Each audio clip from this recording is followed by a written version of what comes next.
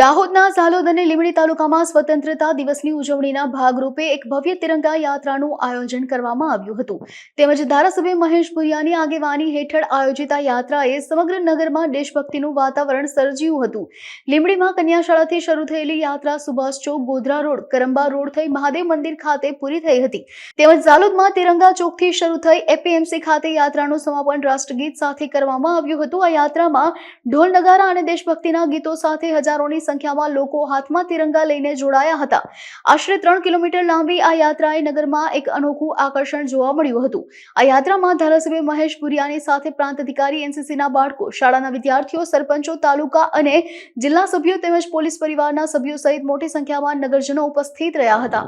ભારત દેશના 79માં રાષ્ટ્ર પર્વની આજે ત્રિરંગા યાત્રા 130 ઝાલોદ વિધાનસભાના લીંબડી મુકામે અને ઝાલોદ નગરની અંદર માન્ય નાયબ કલેક્ટર અને પ્રાંત અધિકારી ઝાલોદ ભાટિયા સાહેબ, નાયબ પોલીસ અધિક્ષક આદરણીય પટેલ સાહેબ, તાલુકાના મામલતદાર શ્રી, તાલુકા વિકાસ અધિકારી શ્રી, ઉપસ્થિત જિલ્લા પંચાયતના સભ્યશ્રીઓ, તાલુકા પંચાયત સભ્યશ્રીઓ, સરપંચશ્રીઓ, નગરના નગરજનો, વેપારી બંધુઓ અને નગરના ચૂંટાયેલા કાઉન્સિલરશ્રીઓ અને અમારા સૌ સંગઠનના ભાઈઓ બહેનો મોટી સંખ્યામાં ઉપસ્થિત રહી અને સાથે અમારા વિદ્યાર્થીઓ, શિક્ષક મિત્રો જોડાઈ અને ભારત દેશના 79માં પર્વની ઉજવણીના ભાગરૂપે આજે ત્રિરંગા યાત્રા યોજી અને ઘર ઘર સ્વચ્છતા અભિયાનનો પણ સંદેશો પહોંચાડ્યો અને 15મી ઓગસ્ટ 2025નો એક આ રાષ્ટ્ર પર્વની ઉજવણી ધામધૂમથી થાય એના માટે અમારા ઉપસ્થિત અધિકારીગણ, કર્મચારીગણ, પદાધિકારીગણ